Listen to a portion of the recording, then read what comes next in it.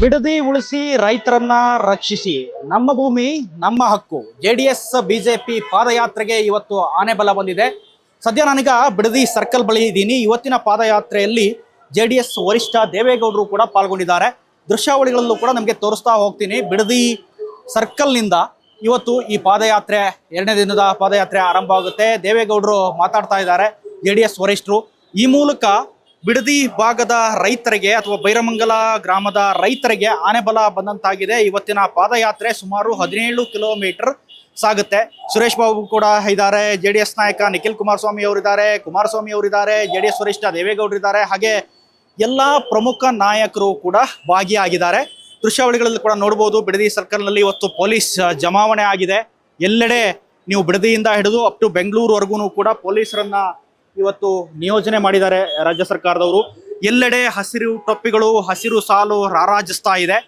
ಇವತ್ತಿನ ಪಾದಯಾತ್ರೆಯಲ್ಲಿ ಬಹಳ ಪ್ರಮುಖವಾಗಿ ಗಮನಿಸಬೇಕಾದ ವಿಚಾರ ಏನಪ್ಪಾ ಅಂದ್ರೆ, ಜೆಡಿಎಸ್ ವರಿಷ್ಠ ದೇವೇಗೌಡರು ತಮ್ಮ ಪತ್ನಿ ಮಡಿದ ನಂತರ ಅಥವಾ ಪತ್ನಿ ಸಾವನ್ನಪ್ಪಿದ ನಂತರ ಮೊದಲ ಬಾರಿಗೆ ಈ ಒಂದು ಪಾದಯಾತ್ರೆಯಲ್ಲಿ ಪಾಲ್ಗೊಂಡಿದ್ದಾರೆ. ಜೆಡಿಎಸ್ ಅಂದ್ರೆ ರೈತರ ಪಕ್ಷ, ಜೆಡಿಎಸ್ ಅಂದ್ರೆ ಇದು ಬಡವರ ಪಕ್ಷ, ಜೆಡಿಎಸ್ ಅಂತಂದ್ರೆ ಇದು ರೈತರನ್ನ ಬೆನ್ನೆಲುಬಾಗಿ ನಿಲ್ಲುವಂತ ಪಕ್ಷ. ಜೆಡಿಎಸ್ ಇದ್ದಂಥ ಸಂದರ್ಭದಲ್ಲಿ ಸಾಲ ಮನ್ನಾ ಕೂಡ ಮಾಡಿದ್ವಿ. ಸೊ ಈಗ ಈ ಪಾದಯಾತ್ರೆ ಮೂಲಕ ಯಾವುದೇ ಕಾರಣಕ್ಕೂ ಕೂಡ ನಾವು ನಮ್ಮ ಜಮೀನನ್ನ ಕೊಡಲ್ಲ, ನಮ್ಮ ಭೂಮಿ ನಮ್ಮ ಹಕ್ಕು ಅನ್ನೋ ಉದ್ದೇಶವನ್ನು ಇಟ್ಕೊಂಡು ನಮ್ಮ ಭೂಮಿ ನಮ್ಮ ಹಕ್ಕು ಪಾದಯಾತ್ರೆ ನಡೀತಾ ಇದೆ. ಇದೇ ಸಂದರ್ಭದಲ್ಲಿ ಜೆಡಿಎಸ್ ನಾಯಕರು ಕಾಂಗ್ರೆಸ್ ನಾಯಕರಿಗೆ ಟಾಂಗ್ ಕೊಡುವ ಕೆಲಸವನ್ನ ಕೂಡ ಮಾಡಿದ್ರು. ಏನಂತಂದ್ರೆ, ಇದು ಪ್ರಾಯಶ್ಚಿತ್ತದ ಪಾದಯಾತ್ರೆ ಅಂತ ಕಾಂಗ್ರೆಸ್ ಏನು ಪತ್ರಿಕೆಗಳಲ್ಲೂ ಕೂಡ ಯಾಡ್ ಕೊಟ್ಟಿತ್ತು, ಅದಕ್ಕೆ ಸಂಬಂಧಪಟ್ಟ ಹಾಗೆ ಅದಕ್ಕೂ ಕೂಡ ತೆರಿಗೆಟು ಕೂಡ ಪ್ರಯತ್ನವನ್ನು ಮಾಡಿದ್ರು. ಬಿಡದಿ ಜಂಕ್ಷನ್ ನಲ್ಲಿ ಇವತ್ತು ದೇವೇಗೌಡರು ಈ ಹೋರಾಟಕ್ಕೆ ರಣಕಾಳೆಯನ್ನ ಮೊಳಗಿಸಿದ್ದಾರೆ.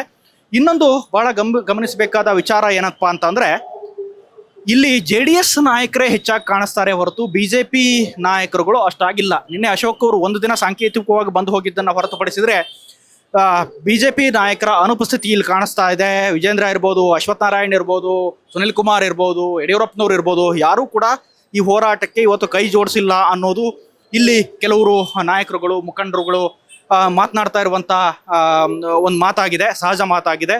ಸೊ ಇವತ್ತು ದೇವೇಗೌಡರು ಈ ಹೋರಾಟಕ್ಕೆ ಬಂದಿದ್ದಾರೆ. ದೇವೇಗೌಡರು ಹೋರಾಟಕ್ಕೆ ಬರೋ ಮೂಲಕ ಇಲ್ಲ ಒಂದ್ ಕಡೆ ಇದು ಒಕ್ಕಲಿಗ ಯುದ್ಧದ ವಾರ ಏನ್ ನಡೀತಾ ಇತ್ತು, ಆ ಕಡೆ ಕುಮಾರಸ್ವಾಮಿ, ಈ ಕಡೆ ಶಿವಕುಮಾರ್, ಡಿ ಕೆ ಶಿವಕುಮಾರ್ ಅನ್ನೋ ಮಾತು. ಸೊ ಅದರ ಮುಂದುವರೆದ ಭಾಗವಾಗಿ ಇವತ್ತು ಕೂಡ ಜೆಡಿಎಸ್ ರಣಕಳೆಯನ್ನ ಮೊಳಗಿಸಿದೆ. ಇಲ್ಲ ಒಂದ್ ಕಡೆ ಇದು ಕುಮಾರಸ್ವಾಮಿ ಮತ್ತೆ ಶಿವಕುಮಾರ್ ನಡುವಿನ ಏನು ಯುದ್ಧ ನಡೀತಾ ಇದೆಯಲ್ಲ, ಜಂಗಿ ಕುಸ್ತಿ ನಡೀತಾ ಇದೆಯಲ್ಲ, ಒಕ್ಕಲಿಗ ಯುದ್ಧ ನಡೀತಾ ಇದೆಯಲ್ಲ, ಅದಕ್ಕೂ ಕೂಡ ನಾಂದಿ ಅಂತಾನೆ ಹೇಳ್ಬೋದು. ಒಕ್ಕಲಿಗ ರಣಕಳೆ ಅಂತ ಹೇಳ್ಬೋದು. ಸಾಕಷ್ಟು ಜನ ಹಳೆ ಮೈಸೂರು ಭಾಗದ ಜೆಡಿಎಸ್ ಮುಖಂಡರು ಎಲ್ಲಾ ಭಾಗದಿಂದನೂ ಕೂಡ ಬಂದಿದ್ದಾರೆ. ಬೇರೆ ಬೇರೆ ಭಾಗದಿಂದ ಬಸ್ಗಳಲ್ಲಿ, ಕಾರ್ಗಳಲ್ಲಿ ಬಂದು ಈಗ ಬಿಡದಿ ಸರ್ಕಲ್ ನಲ್ಲಿ ಜಮಾವಣೆ ಆಗ್ತಾ ಇದ್ದಾರೆ. ಸೊ ಇದು ಸದ್ಯಕ್ಕಿಲ್ಲಿ ಗಮನಿಸಬೇಕಾದ ವಿಚಾರ ಅಂದ್ರೆ ಇಷ್ಟೇ. ಎಲ್ಲ ಒಂದ್ ಕಡೆ ಜೆಡಿಎಸ್ ನಾಯಕರಿಗೆ ಬಿಜೆಪಿ ನಾಯಕರು ಕೈ ಜೋಡಿಸ್ತಾ ಇಲ್ಲ, ಅಷ್ಟೊಂದು ಸರಿಯಾಗಿ ಸ್ಪಂದಿಸ್ತಾ ಇಲ್ಲ ಅನ್ನೋ ಆರೋಪ. ಅವರು ಏನಾದ್ರು ಕೈ ಜೋಡಿಸಿದ್ರೆ ಇನ್ನೂ ಒಂದು ಹಂತವನ್ನ ತಲುಪೋದಿತ್ತು ಈ ಪಾದಯಾತ್ರೆ.